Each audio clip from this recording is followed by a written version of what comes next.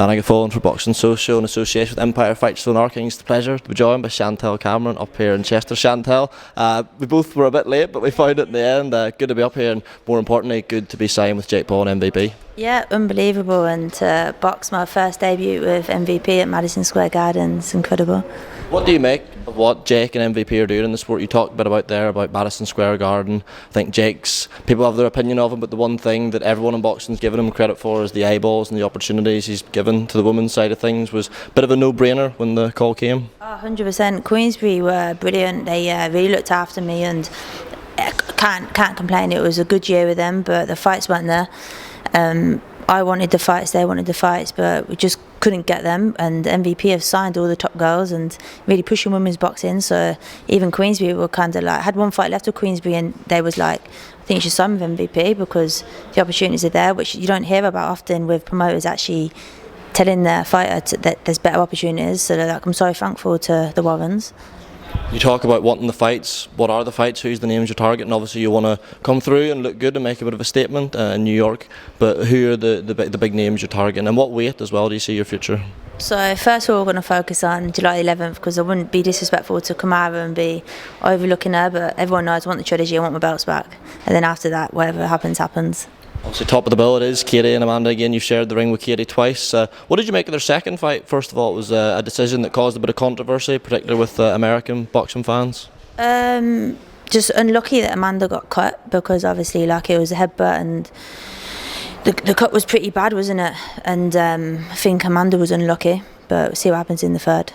You talked about that headbutt there. It's been something that people have raised at Katie in the past. Is that something that you think needs to be addressed going forward by referees and officials? When we had the rematch before we was in the changing room, Jamie Moore was saying to the referee when he come in, he was saying to him, she's like, be careful of the holding, be careful of the head. Literally there's a video of him saying it to the referee and getting the ring, and third round or something, I got a big gash in my head where I was headbutted and just holding and whatnot. So yeah, I think people are aware of it. And before I even had the first fight, her Katie's existing opponents, about 3 of them messaged me saying be careful of the head, Chantelle, and I was like, okay, but obviously I weren't expecting to get cut. No one does.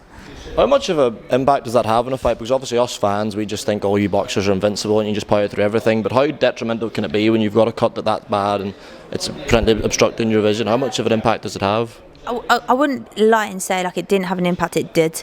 Like blood was everywhere.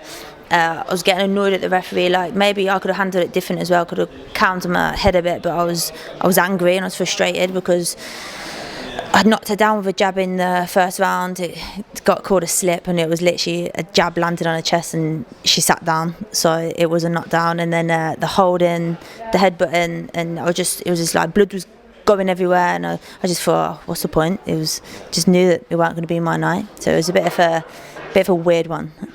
As well as a new promoter, you've got a new trainer, Stephen Smith, who's making a name for himself as one of the real sort of best up and coming trainers in the country. How's that link up going from your side of things so far? Stephen says he's really happy with how the progression's going and how that relationship's building. Yeah, really good. I can genuinely say it's the best decision I've made in my whole boxing career. I've made some good decisions, some bad decisions, and this is the best decision I've ever made. It was perfect timing. You couldn't have timed it any better. Signing with MVP, linking up with Jake Paul, and moving over to Liverpool to train with Stephen Smith. It's mad how it's all happened at the right time, and it's all the best things I've done. So I'm really happy. It's an incredible move for me. With that link up and the benefits you talk about, is that like a morale thing? Is that about some of the technical things you're working on in the gym? Is it a mixture of both? He's literally the missing piece of the puzzle. Like he just does everything correctly. Like he's pushing me, helping me with techniques, and just as a good person as well. You can have a laugh with him, you can chat to him. He's just a genuine good guy, and obviously got a massive boxing brain as well with him and his brothers. So you kind of get the 4 of them for the price of 1. So it's no brainer. And the last one, what can people expect when they tune into your return to the ring on July 11th? Explosive performance. Chantelle, thanks for the time. I'll let you go. Cheers, thanks.